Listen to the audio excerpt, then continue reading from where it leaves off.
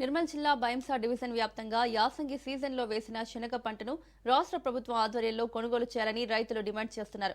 ఒక్కో ఎకరానికి 6 నుంచి 10 క్వింటాల వరకు శనగ పండినా ప్రభుత్వం కొనుగోలు చేయకపోవడంతో ప్రైవేటు వాళ్లకు అమ్ముకుంటున్నామని రైతులు ఆవేదన వ్యక్తం చేస్తున్నారు.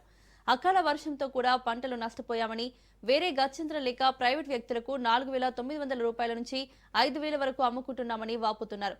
ప్రభుత్వం మద్దతు ధర ప్రకటించిన 5,685 రూపాయలు ఉండగా మేము మాత్రం క్వింటాల్ ధరకు 685 రూపాయల వరకు నష్టపోతున్నామని అంటున్నారు. వ్యవసాయ శాఖ అధికారులు స్పందించి న్యాయం చేయాలని రైతులు కోరుతున్నారు.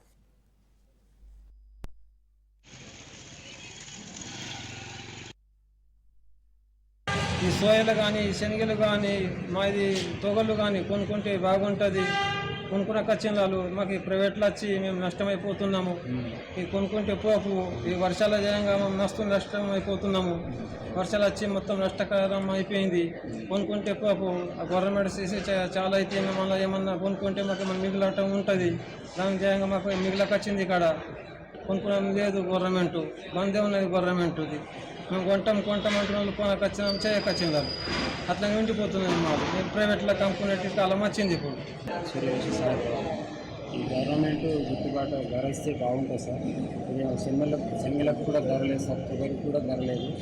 ఇది ధర ఇస్తే బాగుంటుంది, గిట్టుబాటు ధర గవర్నమెంట్ తరఫున నుంచి. ఈ గవర్నమెంట్ వాళ్ళు కూడా కొనుక్కుంటే బాగుంటుంది సార్.